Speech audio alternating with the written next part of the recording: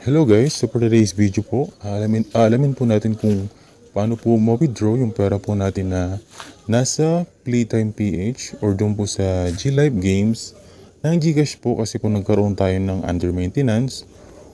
Ayan, so hindi po natin kasi mailabas yung pera. So ang gagawin natin yan ay titingnan natin guys kung pwede tayo maka-withdraw gamit po ang ating Maya account.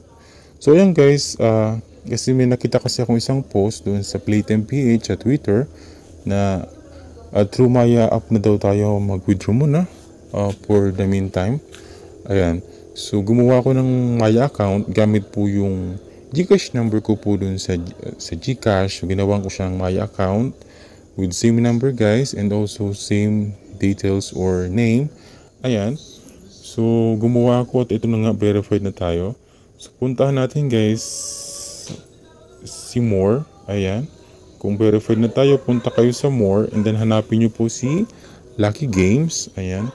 And then click nyo po itong continue. And after that po, hanapin natin si Playtime, Spin Time, tsaka si Card Time.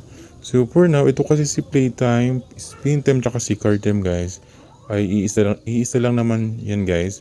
Yung balance natin dito sa tatlong ito, ay nagre-reflect naman kahit saan dyan, kahit sa Spin Time kayo or Card Time, nandyan din po yung nasa Playtime. So, halimbawa dito po tayo sa Spin Time, click natin yan.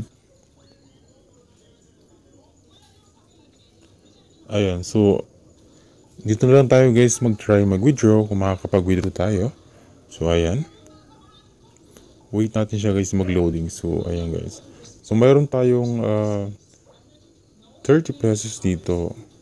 So, tingnan natin kung okay ang withdrawal nila. So okay guys, yung withdrawal nila dito ay nabubuksan naman yung withdrawal. So dahil 30 pesos guys ito, hindi natin siya ma-withdraw. So magde-deposit ako ng another kunwari 80 pesos. Ayan.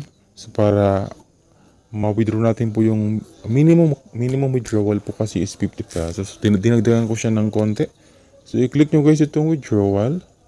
And then ayan, click natin itong total 50 kasi po 50 pesos lang po yung i-try ko na i-withdraw po dito sa Spin Time.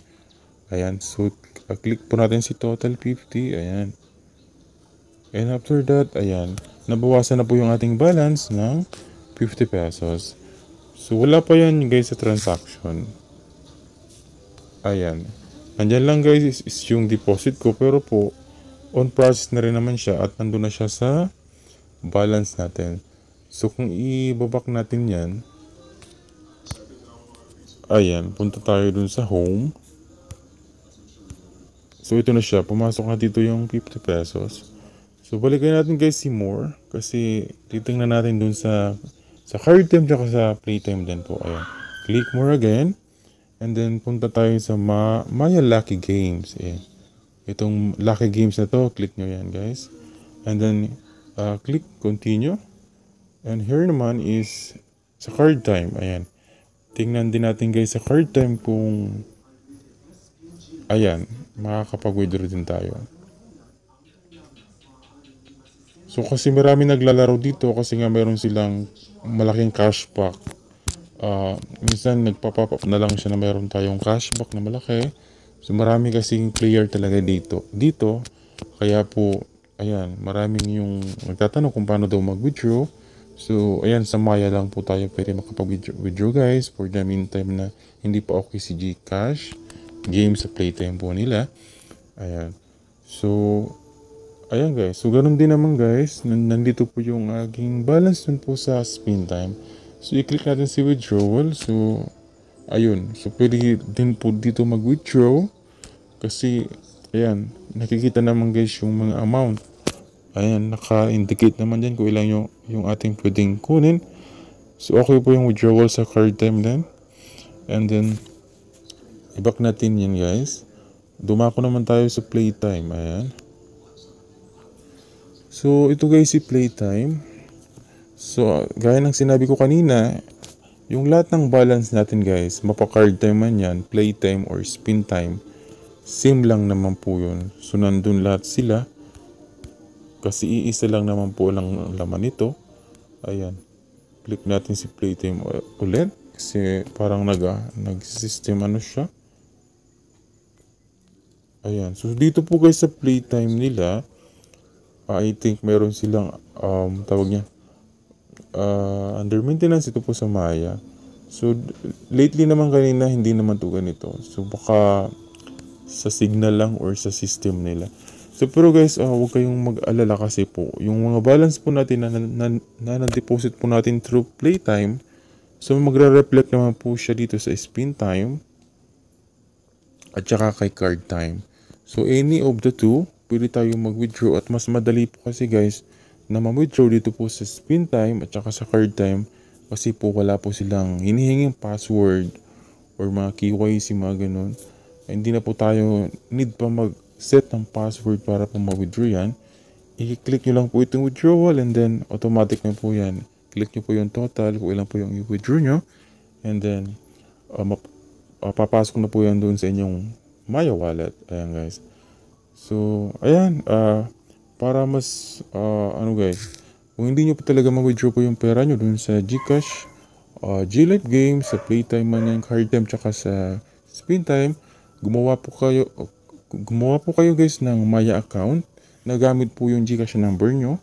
Much better po, same details po lahat, especially po yung pangalan natin. Ayan, kung magpa-verified man po tayo, okay na po kahit yung ID nyo dati is national ID pero dito sa ano is humid or driver's license. Basta po same name pa rin po siya guys. Ayan. So yung kasi ang ginawa ko kaya ako na verified agad at na-withdraw ko na po yung pera dito. Dito po sa Playtime ng GCash at sa Maya lang po yung pwede ma-withdraw kasi for the meantime daw is under maintenance pa. Ang withdrawal po doon sa Playtime, Spin Time tsaka Card Time ng GCash, GLife Games. Ayan guys. So, ayan guys, kung nahihirapan kayo nito, at kung hindi pa kayo na-verified or na-upgrade po yung account ninyo, hindi po kayo makakapasok po sa Lucky Games.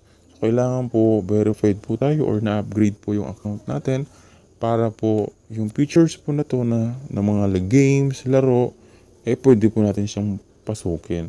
So, kasi for the meantime na hindi pa kayo verified guys, mag-aantay kayo niya ng siguro 48 hours or 1 day. Ayan guys, kasi nga 1 day or 2 days siguro kasi ngayon kasi maraming nag-open ng Maya account kasi nga dahil po dito sa nangyaring under maintenance dun po sa Playtime po sa GCash, GLife, and also kasi marami na rin kasi ang gumagamit ng ano ngayon ng Maya account kasi parang marami na rin yung user kasi marami rin yung pwedeng gawin dito sa Maya like GCash. So parang mayroon silang mga pwedeng gawin dito na hindi doon pwedeng makuha or magawa. So ayan guys, basta ma-upgrade lang po kayo nito is okay na po yan. Makakapag-withdraw na po kayo dito po sa Maya account. Basta po upgraded po ang account niyo, okay na po yan guys. And hope na nakatulong po ito sa inyo. Ayan. So that's all for today's video guys, and thank you po.